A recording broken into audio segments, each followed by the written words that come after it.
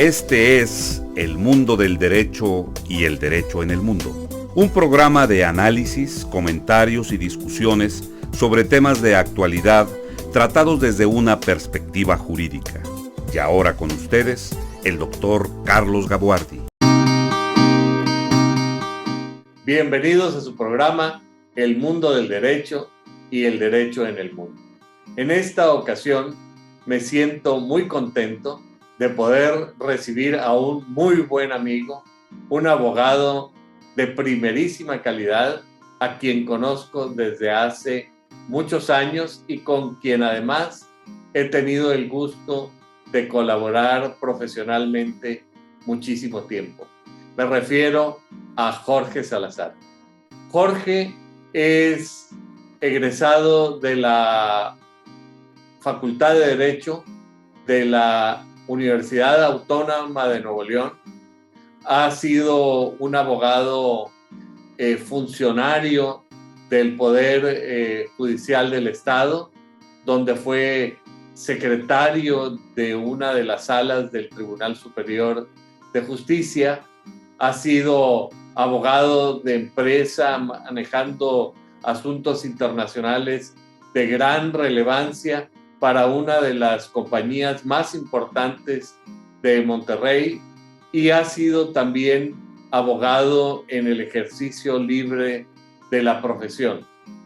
Por si esto fuera poco, el compromiso ciudadano de Jorge lo llevó a la Comisión Estatal Electoral Nuevo León, donde fue secretario del pleno de esta comisión y además ocupó también el puesto de Contralor de Procesos Electorales en esta misma comisión. Actualmente es profesor de la Escuela Superior de Procesos Electorales, porque a partir de su participación en la Comisión Estatal Electoral, Jorge reorientó, reenfocó su actividad profesional a el ámbito de los procesos electorales, en donde se ha convertido en una de las autoridades más importantes en la materia en el país, en donde ha tenido participaciones relevantes en todo México y en algunos países del extranjero. Los procesos electorales son la clave para el mantenimiento de la democracia, de las transiciones democráticas, de los procesos de autoridad y también para las consultas populares. Jorge, muchas gracias por haber aceptado la invitación para compartir conmigo estos micrófonos. Y bueno, yo quisiera pedirte que nos hablaras un poco sobre la importancia del derecho electoral y cómo trasciende en la vida de cada uno de nosotros los ciudadanos. Buenas tardes, con todo gusto, Carlos. Gracias por la invitación. Sé que haces una labor intensa en estos temas, y creo que esto sirve no solo desde el punto de vista académico, tanto a alumnos como a los propios maestros, como a los propios, como a la gente que de alguna u otra manera pues se ocupa de estar al tanto de los temas legales, tanto en México como en el mundo, ¿no? Es muy importante tu labor. Muchas gracias por la invitación. Pues bueno, la verdad es que tendríamos que ser pues bastante breves con el tiempo que tenemos, porque realmente hablar a fondo de la temática electoral no es lo más sencillo. Tendría que decir, y te digo de manera bastante breve, que el actual sistema electoral mexicano, contenido en el artículo 41 de la Constitución Política, pues es una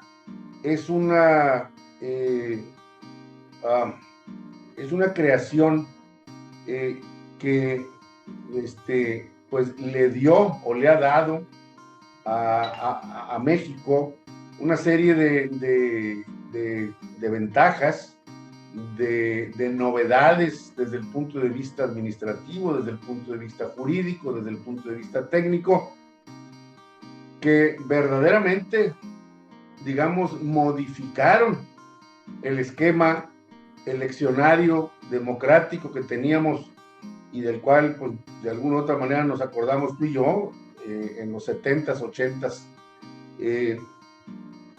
en donde, por dar un ejemplo de esta dinámica tan cambiante como es la electoral, pues tendríamos que irnos allá por aquellos años, los 70s y 80s, donde pues las campañas electorales, por ejemplo, se hacían con rollos de dinero en la bolsa y los candidatos o los partidos entregaban el dinero a los organizadores de las campañas, a los coordinadores de campaña, a líderes, lideresas, se movían, se movía el recurso público de una manera totalmente arbitraria por decenios, ¿ah? En donde pues literalmente se entregaban 1,000 pesos para gasto y se gastaban 100 y lo demás se perdía, ¿ah? Entonces, además de que los procesos electorales eran conducidos por la Secretaría de Gobernación, que realmente permitía que ganaran siempre los mismos. Y la transición ha sido muy importante porque pasó de ser controlada totalmente por la autoridad central del país a ser un proceso ciudadanizado, que es justamente lo que te lleva a ti a participar. Y me parece además que es esto que tú refieres en tus comentarios, debe ser un tema que interesa a todos, porque las casillas electorales están integradas por ciudadanos de la circunscripción en la que se establece esa casilla, y esos ciudadanos tienen una gravísima responsabilidad determinada por la ley. Así es, bueno, hay todo hubo y sigue habiendo todo un cambio integral en las formas, en las rutas y en los propios procesos electorales, en los sistemas de impugnación que antes no existían, ¿verdad? Y como dices tú, ciertamente el secretario de Gobernación era el presidente del Instituto Federal Electoral y el instituto estaba en un sótano de la Secretaría de Gobernación, ¿verdad? Desde ahí se manejaban las elecciones en el país. Entonces, hace 20 años que llego yo al tema electoral, pues de hecho, yo creo que es adecuado que lo diga, oportuno que lo diga. A mí en lo personal, por ejemplo, a mí me propuso como comisionado ciudadano electoral de la Comisión Estatal Electoral, a mí me propuso el Colegio de Abogados de Nuevo León, el Colegio de Abogados de Monterrey y la Asociación Nacional de Abogados de Empresa. Los tres organismos presentaron un escrito firmado por los tres con la propuesta de tu servidor para ser comisionado de la comisión. O sea, no hubo injerencia de ningún partido, de ninguna autoridad de gobierno, ni del municipio, ni de ningún lado, ni federal, ni estatal, ni municipal, ni nada, ¿verdad?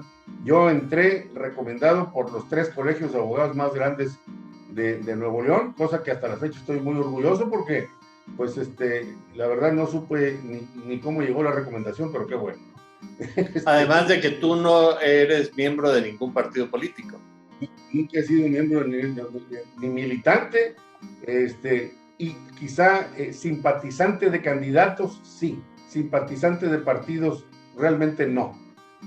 Soy simpatizante de candidatos, sí, y bueno, a lo que yo iba es a que en aquel momento aquel proceso de ciudadanización realmente surtió efectos. Los comisionados que llegamos en aquellos momentos, pues era pura gente,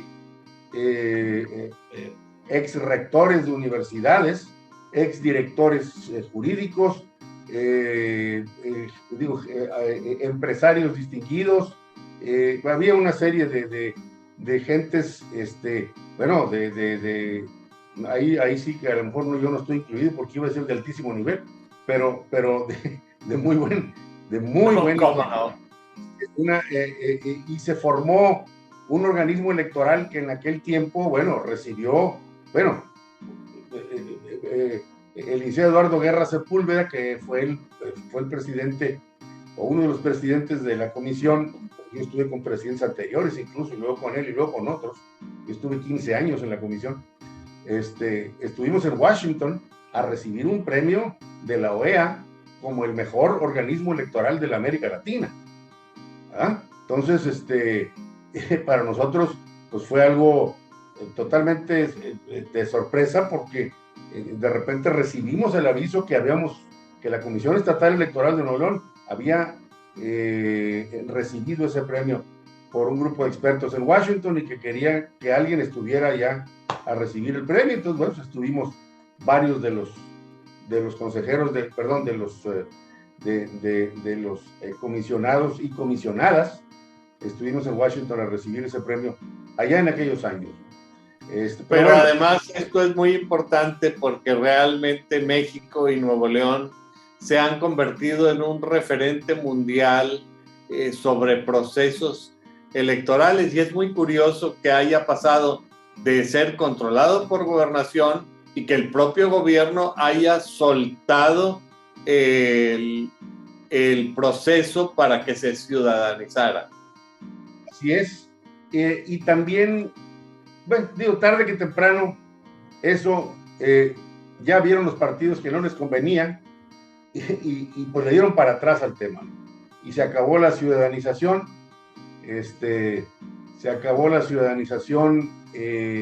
Y se devolvió a los partidos políticos la facultad de la designación de las ternas y por parte del INE, y luego ya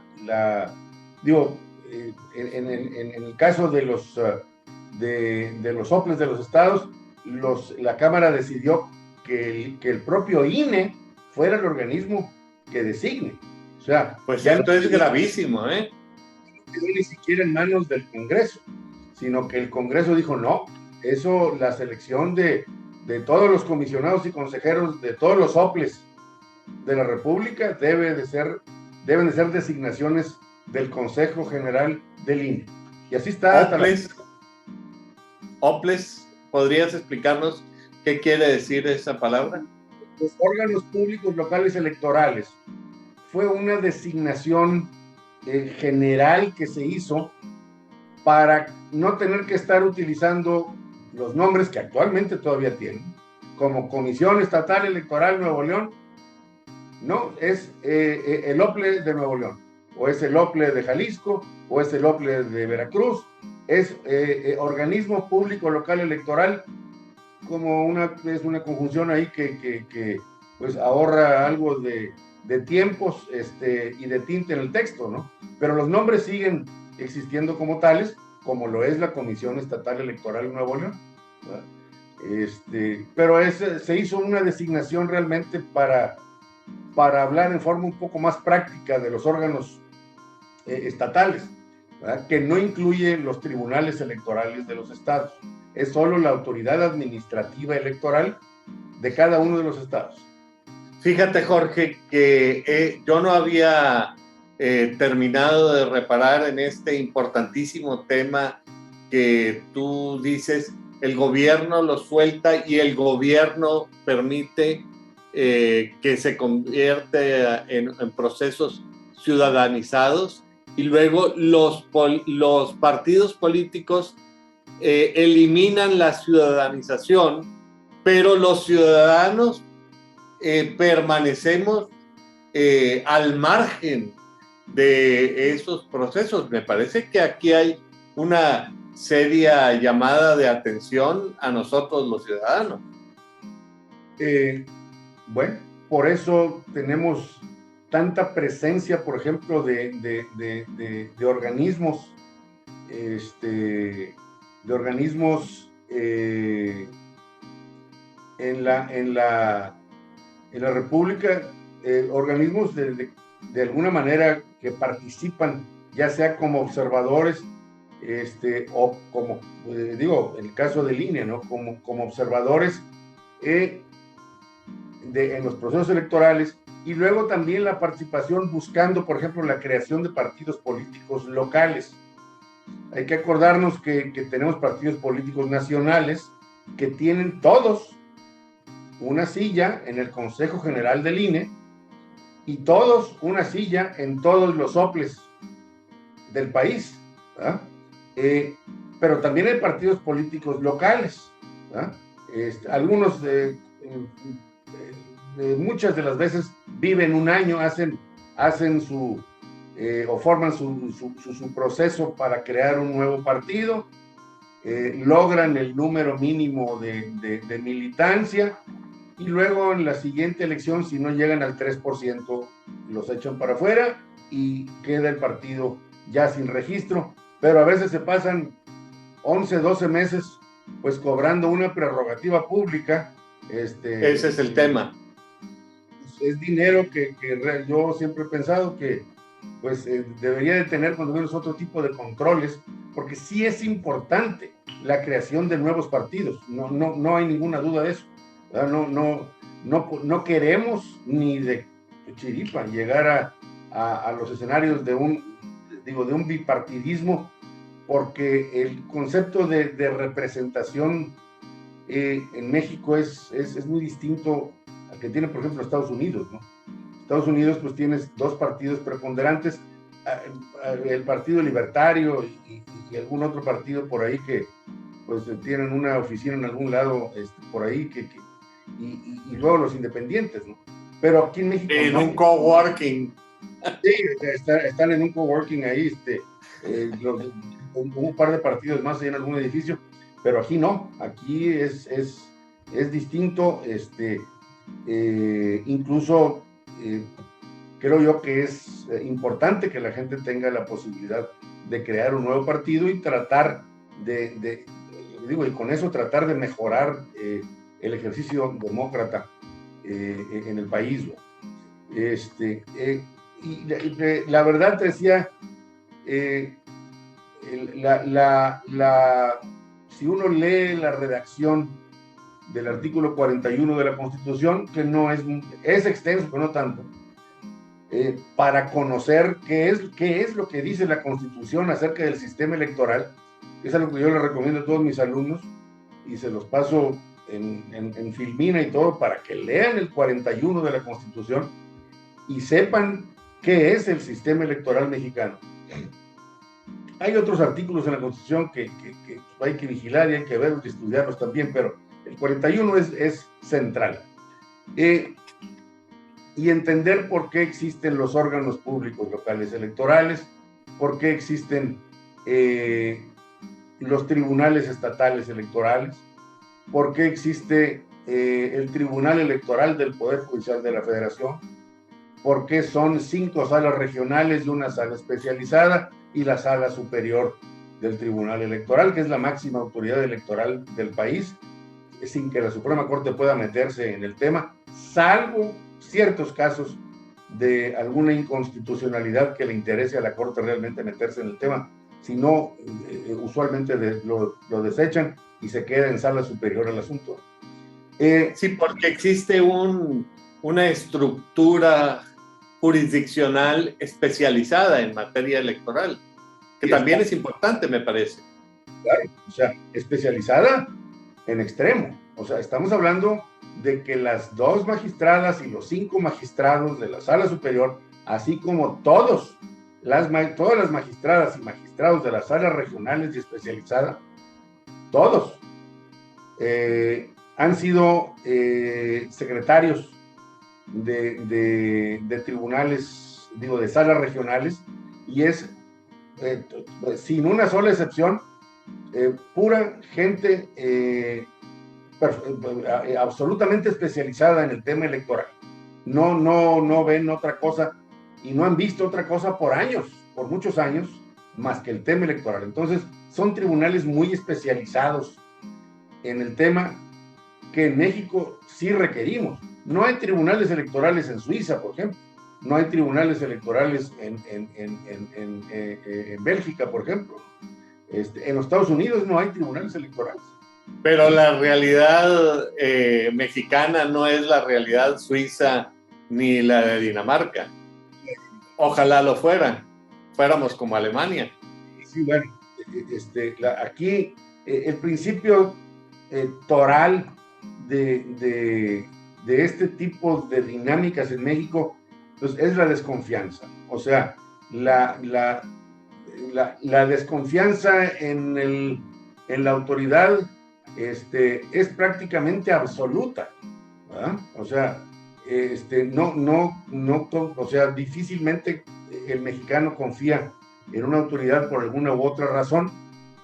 Yo, en mi caso al menos, tendría que decir que porque incluso el presidente de la Sala Superior es un gran amigo, creo que hay funcionarios de enorme capacidad, de enorme competencia, gente muy honorable, que está resolviendo los temas electorales en México, cada quien en la esfera procesal y en la esfera jurídica que le compete, porque Sala Superior nada más ve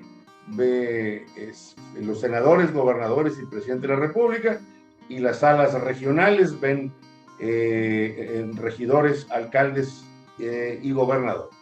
Perdóname, regidores, alcaldes y diputados locales.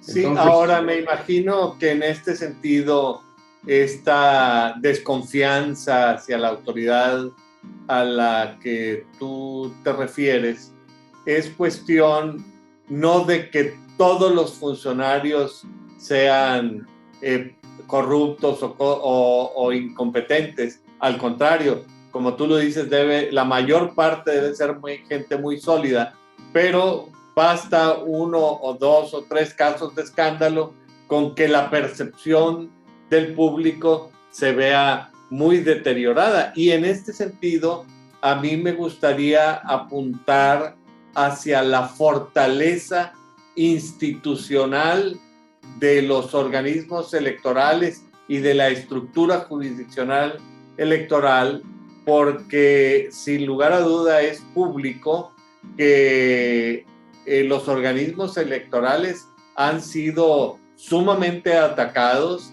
sumamente cuestionados por las autoridades constituidas, y que además le han desafiado el presupuesto. Es decir, para que la institucionalización electoral funcione, se requieren grandes cantidades de dinero y contralores que supervisen el buen uso de los recursos, y no lo que pasaba antes a lo que tú apuntabas.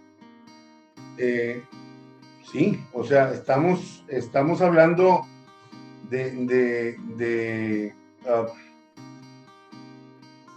situaciones en las que, como bien decías ahorita, no solo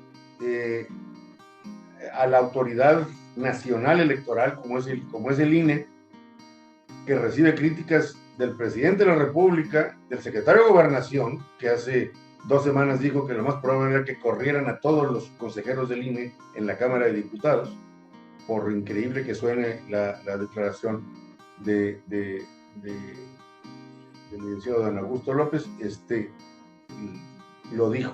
Si alguien pues a lo mejor no le explicó que no debía de hacer ese tipo de declaraciones, pero es otra historia, ¿no? De ahí nos vamos a ataques también a OPLES en distintos estados de la República, que han acabado, como fue el caso de Colima, por ejemplo, si no estoy mal, no estoy seguro si de Nayarit también en la última elección, que tuvieron que utilizar una figura jurídica contenida en el 41 de la Constitución por el cual pueden hacer un convenio con el INE para que el INE se encargue de esa elección estatal en ese estado, porque no tienen un quinto partido por la mitad para hacer la elección. Es algo increíble que se busque a nivel de autoridad, a nivel del Poder Ejecutivo de los estados, se busque dañar, se busque retrasar, se busque detener el avance democrático en ese estado o en otros. Pero es que aunque uno pensaría que toda gente de bien debería promover la democracia, en realidad me imagino que debe haber intereses no tan claros que eventualmente se podrían ver perjudicados en la institucionalización democrática. Sí, o sea, claro que hay intereses, muchos, hay intereses que buscan pues no ser perjudicados ni antes, ni durante, ni después de un proceso electoral. Incluso vienen para el próximo año la salida de varios consejeros del INE. De solo pensar en la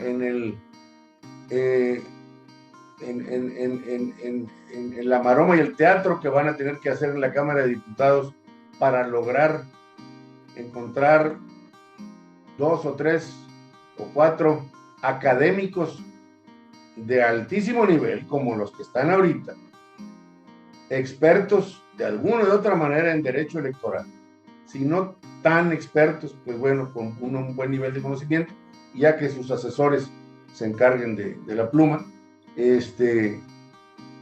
Yo todavía veo con un alto nivel de duda que esas designaciones se vayan a hacer antes de la elección del 24, y creo que habría la posibilidad de tener un INE en muletas, con falta de consejeros nacionales, para poder de alguna o de otra manera prescindir de votos en contra de esos consejeros, que todos tienen que estar nombrados por 2/3 partes de la Cámara de Diputados, y no los tiene Morena, ni el PT, ni el Verde juntos. Entonces tendrían que tener gente de la oposición, entonces tendrían que repartir las consejerías, que es parte del problema de que se haya terminado la ciudadanización. Afortunadamente, yo tengo la impresión personal de que la reforma electoral que está propuesta en este momento por el presidente de la República no va a transitar. Quizá transiten 2, 3 cosas ahí, con alguna propuesta del PRI de crear nuevamente la vicepresidencia que se dejó de tener aquí en México hace 80 años. Sí, como en el caso de José María Pino Suárez, fue el último. No sé para qué se está promoviendo eso, todavía no entiendo yo ese punto por parte del PRI, pero a lo que voy, y quería volver un poquito al tema. Sí, hay una línea de ataque permanente desde la Presidencia de la República directamente por conducto del señor presidente y del secretario de Gobernación, las 2 autoridades ejecutivas más altas del país, y luego pasando por los presidentes de varios partidos, tanto de Morena como del PT como del Verde. Aunque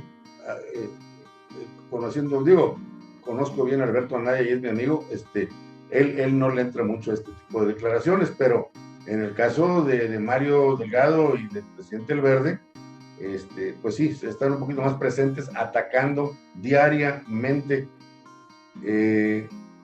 a las instituciones electorales. Lo hace también el presidente de la Cámara de Diputados. No quisiera incluir ahí en la bolsa al jefe de la bancada de Morena en el Senado. Creo que Ricardo Monreal él trae otra visión de las cosas, pero bueno, coincido contigo, hay un golpeteo importante buscando reducir la influencia, el número de facultades expresas que tienen las autoridades electorales, y quisieran que, pues, en lugar de que sea la Sala Superior la que entregue la constancia de mayoría al presidente de la República y en ese momento se convierte en presidente de la República, pues que se lo dieran en una oficina de la Secretaría de Gobernación. La idea es que la reforma electoral nos lleve a 1970 otra vez y que el secretario de Gobernación sea quien entregue la constancia de mayoría al ganador de la elección presidencial o ganadora. Esa es, yo creo que la pues gran... qué delicado esto que tú estás planteando. Realmente deberíamos abrir los ojos con respecto al riesgo que esto puede llegar a significar para el beneficio de México, que es la tierra en la que viven nuestros hijos, vivirán nuestros nietos, y que deseamos que sea lo mejor para México y no caminar como el cangrejo. Sí, tenemos un riesgo latente que aunque yo ya lo veo lejos, pues bueno, pues ahí está. Se han estado tratando de organizar estos foros de discusión de la reforma electoral en distintos estados, no han llegado a ningún lado porque no asiste nadie de Va por México, o sea, ni PRI, ni PAN, ni PRD. Aparentemente no estarían de acuerdo ellos en que pasaran, pues prácticamente, digamos que el 90% de las propuestas que hace el presidente de la República. Y digo el presidente, aunque los redactores directos fueron Pablo Gómez y Horacio Duarte, grandes conocedores del derecho electoral, sí, lo son, los dos. Pero bueno, ellos agarraron la pluma e hicieron lo que pensaron que era lo mejor para el partido del presidente, y bueno, pues ahí están atorados, no van a llegar a ningún lado. Y si México sigue siendo el país que creo que es, aquí ni la hoja de un árbol se mueve sin la bendición del presidente. Bueno, eso es muy cierto hoy día en distintos escenarios de la vida pública nacional, ya no tanto en otros escenarios, como en este caso el de ciertas autoridades autónomas, entes autónomos de autoridad en materia electoral, en materia de transparencia, en ciertas materias administrativas. No, inclusive materia bancaria y económica, materia de competencia económica. Creo que sí, increíblemente el hecho de que de la presidencia de la República hayan fomentado la creación de esas entidades autónomas ha sido un baluarte para el fortalecimiento de la democracia. Sin embargo, pues bueno, en esta administración se consideró que son un estorbo y han estado buscando por cielo, mar y tierra la posibilidad de literalmente de desaparecerlas de la Constitución.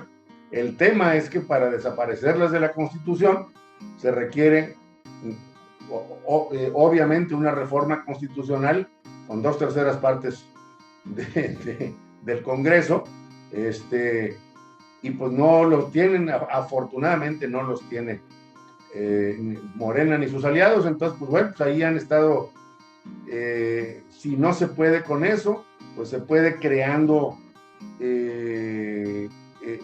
escenarios de pobreza franciscana, o de pobreza lastimera en las dependencias, ¿no?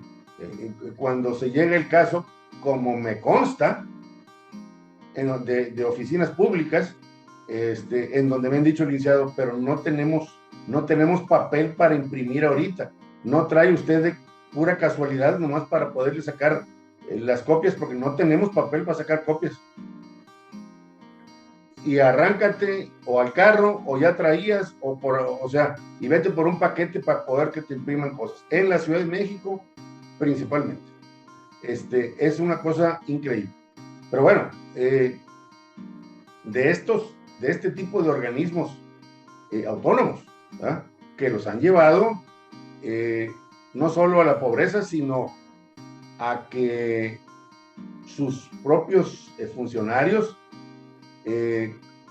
puedan caer en manos, digamos, problemáticas, cuando lo que se ha insistido durante estos 3 años, pues es en bajar los sueldos cada 6 meses, ¿ah? A grado de que, pues, ha habido gente que dice, oye, no, yo aquí no, esto no me da, afuera ya me ofrecieron así, y ahí nos vimos, ¿verdad?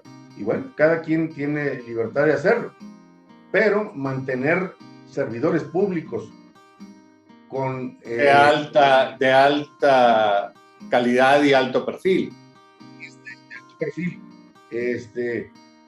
Pues realmente con salarios que no retribuyen, pues no, o sea, aquí... Pero sí hay que decirlo, la administración de México es muchísimo más compleja que la administración de cualquier empresa mexicana.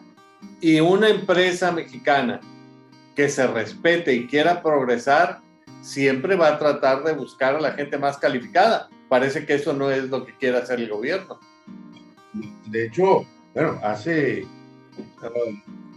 3 semanas se volvió a armar se volvieron a recalibrar una serie de sueldos. No sé si eso ya quedó finalmente en el papel, buscando bajarle nuevamente los sueldos a todo un grupo de personas. Hay otro grupo de personas que promovió un juicio de amparo, lo ganó, y en virtud de que esa disposición viola el primer párrafo del artículo 14 constitucional, porque perjudica en forma retroactiva derechos adquiridos al ser contratado con otro cuerpo legislativo, con otro cuerpo de leyes, pues la Corte ha dicho que es inconstitucional y ha mantenido los sueldos de una bola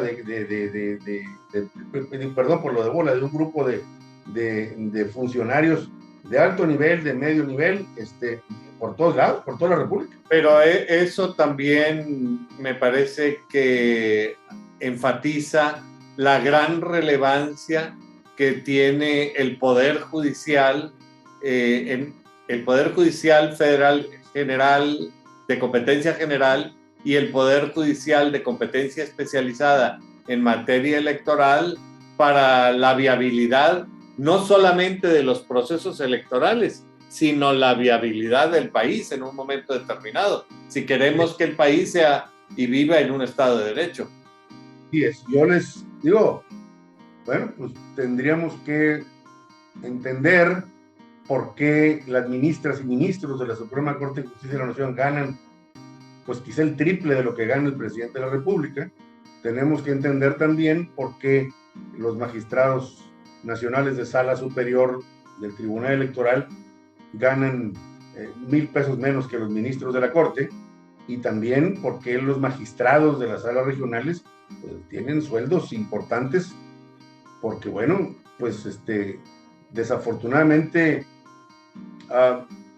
no hay manera, bien lo dijiste hace rato, si se quiere tener a un académico de alto perfil, de alto nivel, de altas capacidades en esos trabajos, pues no se pueden ofrecer salarios que no retribuyan esa experiencia y esa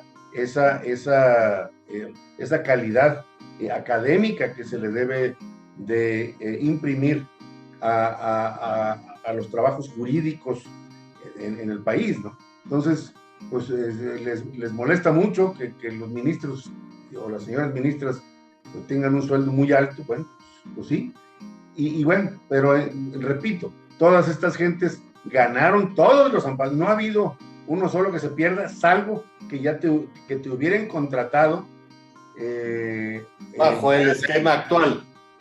directamente con la ley de austeridad, que te obliga a ganar menos de los 126,000 pesos, bueno, pues ya te pones 125 y pues ya pasas, ¿no? Tienes que ganar menos de lo que gana el presidente. Jorge, conversar contigo siempre es muy ameno por toda la importancia y profundidad de los temas que tú tratas, así con precisión quirúrgica, y yo creo que solamente hemos estado tocando sobre la superficie, y hay muchos temas que nos faltan, y una infinidad de temas que nos faltan por tratar y profundizar. Yo creo que eventualmente tendremos que dedicarle tiempo a cada uno de ellos. Hay temas, podemos luego analizar un par de jurisprudencias interesantes, el tema de si hay o no hay actualmente actos anticipados de precampaña y campaña, el tema de las prerrogativas públicas de los partidos políticos, si está llegando dinero negro de los cárteles o no a los partidos políticos, y así, ¿no? O sea, hay pues una serie importante de temas ahí que sí el catálogo es abundante, pero desafortunadamente el tiempo es limitado y tú tienes otras cosas que hacer, y el público, me imagino, que nos hace el favor de acompañarnos, también tiene otras prioridades. Así es que al ir acercándose el final del programa, a mí me gustaría que tú nos hicieras el favor de dirigir un mensaje tan atinado y profundo como los que normalmente haces. Bueno, pues digo, para agradecerte a ti, agradecer al doctor Gaguardi su invitación. Yo estoy seguro que el trabajo que estás haciendo y vas a seguir desarrollando va a ser de mucha utilidad, va a generar escenarios de experiencia para alumnos y para el público en general que pueda ver el video. Creo que estudiar un poco, analizar un poco, reflexionar un poco sobre este tipo de temas de conocimiento concentrado, como es la cuestión electoral, pues es muy importante, ¿no? Para quienes están siempre concentrados en lo administrativo, en lo societario, en lo civil, en lo mercantil, en lo laboral, en lo penal, en lo aduanero. Creo que entender un poco el sistema electoral mexicano puede ser importante, porque es algo que nos atañe a todos. Todos vamos a votar, todos nos podemos o no beneficiar del voto por algún candidato en el que creamos o en el que nos guste, y creo que también incluso conocer algunos sistemas electorales en América Latina o en el mundo puede también ser interesante para hacer algunos comparativos de lo que tenemos y no tenemos aquí en México. Yo agradezco mucho tu invitación, y bueno, ojalá podamos más adelante volver a retomar algunos temas electorales.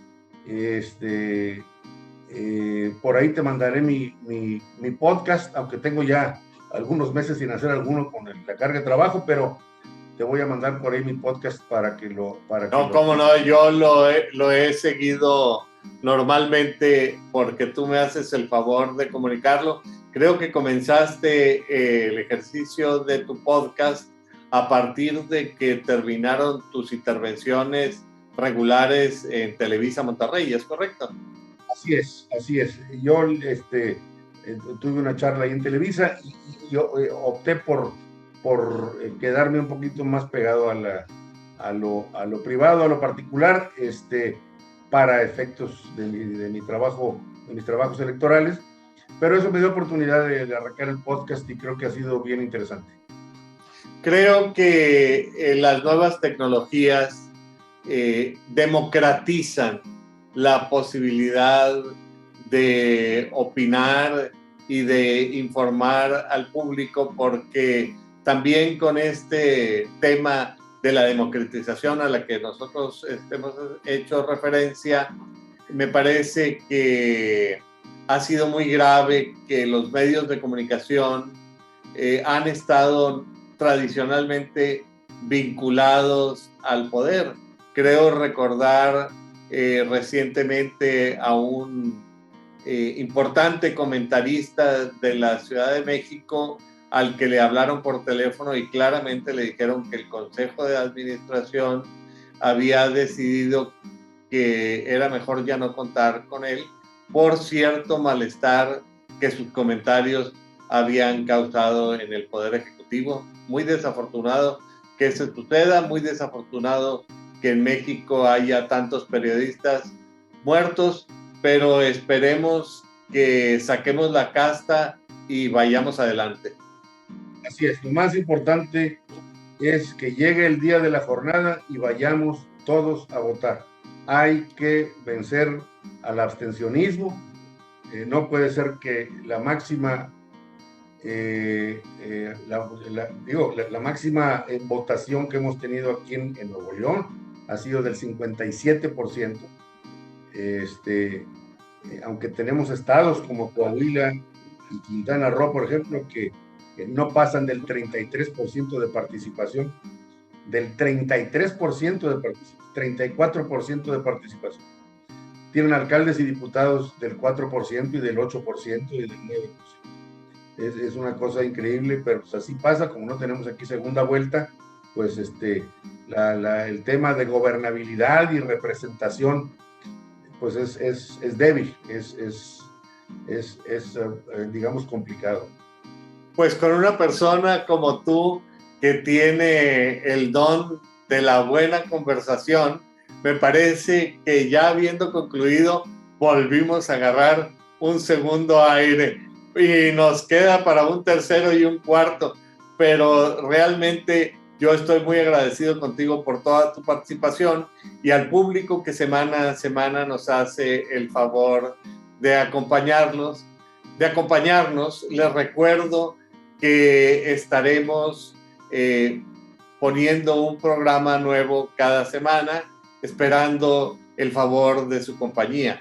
Los invito a suscribirse al canal, los invito a darle un like a los programas si les parece que esto es oportuno y los invito para que nos hagan el favor de sus opiniones.